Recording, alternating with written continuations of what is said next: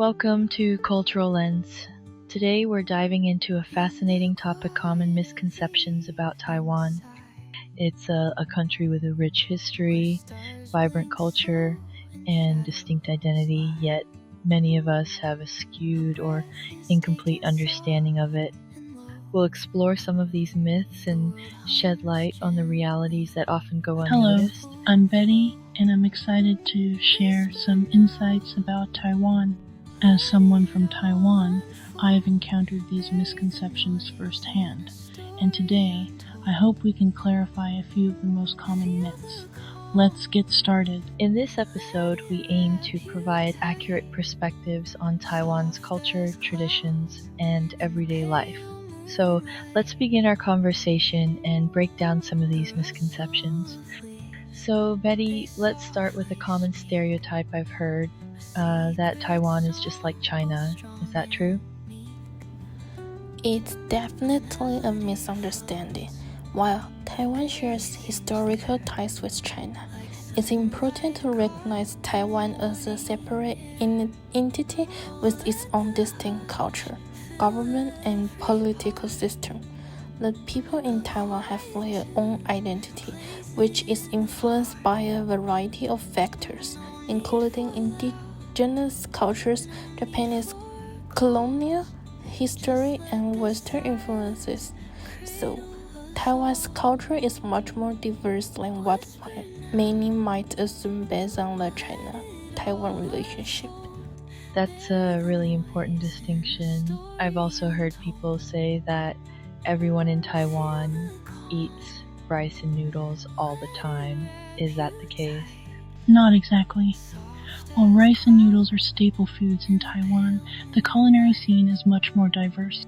Taiwanese cuisine features a wide range of dishes, from dumplings to bubble tea, and even vegetarian food, thanks to Taiwan's Buddhist influence.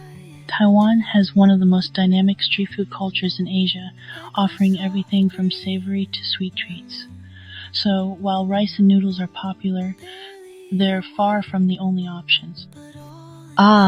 So Taiwan's food culture goes beyond what we see in movies or media. I also hear that everyone in Taiwan speaks Mandarin. Is that the case too? Mandarin is the official language, yes, but Taiwan is a multilingual society. Many people speak Hokkien, a Chinese dialect that's widely spoken in southern Taiwan, as well as Hakka and indigenous languages. In fact, there are many indigenous communities in Taiwan that have their own unique languages, cultures, and traditions. Mandarin is predominant, but it's just one part of Taiwan's linguistic landscape. Now let's take a moment to address a listener question we received. One of our listeners asked, why do people assume all Taiwanese people are obsessed with technology? That's an interesting one. Taiwan is known for its strong tech industry, with companies like TSMC and Acer, which are global leaders in semiconductors and electronics. However, while technology plays a big role in Taiwan's economy, it doesn't mean that everyone is obsessed with gadgets. People in Taiwan have a variety of interests, from arts and culture to sports. So, while technology is a key part of life, it's just one aspect of Taiwanese society. Right, it's easy to make assumptions based on the country's economic strength in certain sectors. Another listener asked, is it true that all Taiwanese are constantly drinking bubble tea? Bubble tea, or boba, is indeed a beloved part of Taiwanese culture, and it originated in Taiwan. But much like other beverages, it's not something everyone drinks every day. It's more of a social treat or something people enjoy during outings.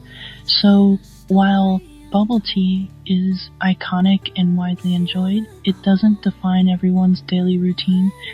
That's a great clarification. It's so easy to get caught up in the stereotypes when it comes to food and drink. So Betty, how can people avoid perpetuating these misconceptions when learning about Taiwan?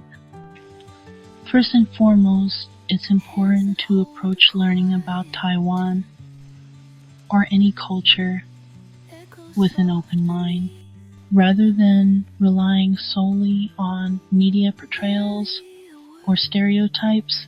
Engage directly with locals and ask them about their experiences. Taiwan has a very rich cultural tapestry, and people's perspectives can vary greatly depending on where they come from, whether it's a rural or urban setting. That's really sound advice. I imagine it also helps to learn about the regional differences within Taiwan. Not all areas are the same, right? Exactly. Taiwan has many different regions, each with its own history, dialects, and customs. For example, the northern part of Taiwan, where Taipei is located, has a very different vibe from the southern part, like Kaohsiung or Tainan. Understanding these regional variations can provide a much more nuanced view of Taiwan's culture. Absolutely. So, if people want a more well-rounded perspective, they should try to experience Taiwan's culture firsthand and be mindful of its diversity. To wrap things up, today we debunked some common misconceptions about Taiwan, from food and language to technology and culture. The key takeaway is that Taiwan is much more diverse and complex than many might assume, and understanding it requires going beyond stereotypes. I hope listeners feel inspired to learn more about Taiwan in a deeper and more thoughtful way. It's a country with a lot to offer, and a culture that deserves to be understood on its own terms. Thanks so much for joining us today, Betty, and thank you all for listening. We invite you to reflect on your own perceptions of Taiwan and share your thoughts or questions in the comments below. In our next episode, we'll examine the cultural nuances of next country. Join us then.